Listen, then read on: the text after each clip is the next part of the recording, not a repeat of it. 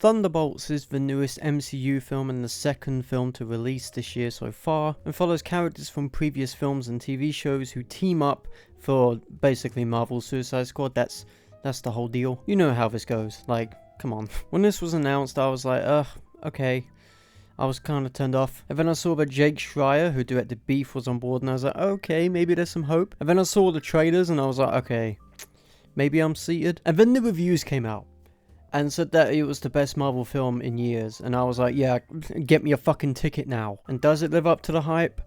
Yes, it actually does. And it's weird for me to say that considering my love-hate relationship with the MCU. Long-time subscribers will know that Marvel Universe has just been absolute dookie for me over the last few years. But finally, Thunderbolts breathes some fresh air into a dying universe, so let's talk about it. My favourite part of this film is definitely the chemistry between the characters, as all of them do have arcs which need to be completed by the end. And they kind of do get completed, because there's a definitive structure to where these characters are going that actually happen. Because you know, with a lot of MCU films, there are characters who are introduced and then they're not brought up until a long ass time later. But this one stays pretty close to the ground with it and actually feels like it's going somewhere in the wider spectrum of the universe, I guess. There are genuine stakes here, and there are genuine themes, including depression, which, yeah, that hit deep. Because the whole purpose of the film is to kind of express the grief and the trauma that comes with our pasts, while also experiencing the feelings of fulfillment in our jobs. Because we as people get really bogged down by our work, right? We go to work,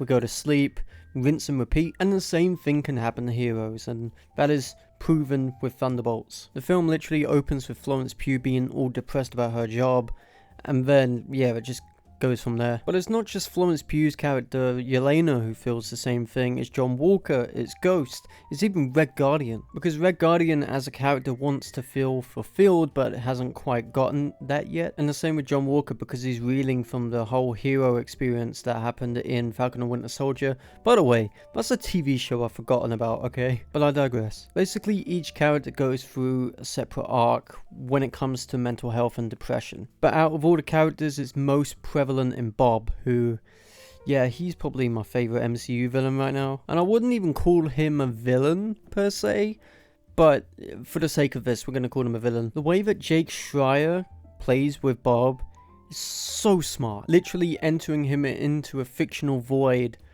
and trying to get him out of it. That's pretty interesting to me. And it's not exactly subtle with what it's saying about depression or anything like that, but it's pretty...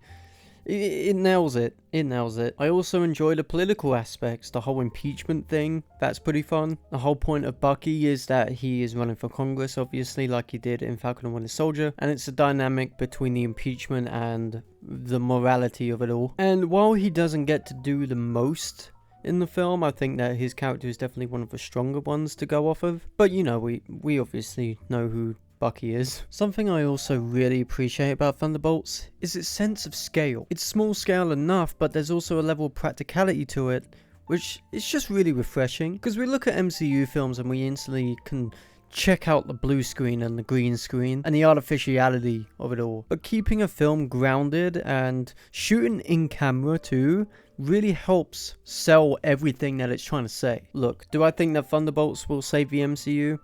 Possibly, but who knows? It's definitely my favourite project they've done in a long time. Definitely a top 10 MCU film for me. It strikes a fine balance between humour and emotional gravitas. It uses its themes in a really strong way. It doesn't sugarcoat anything either. It just flows with it. And that third act, dude, like...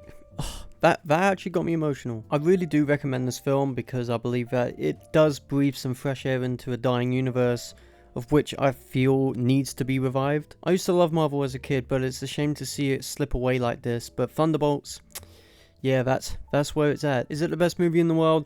No, it never was gonna be. But it's definitely a film I will go back to time and time again. And hey, those are my thoughts on Thunderbolts. Thank you guys for watching this video. Don't forget to like, comment, and subscribe, and I'll see you guys in the next video. Peace.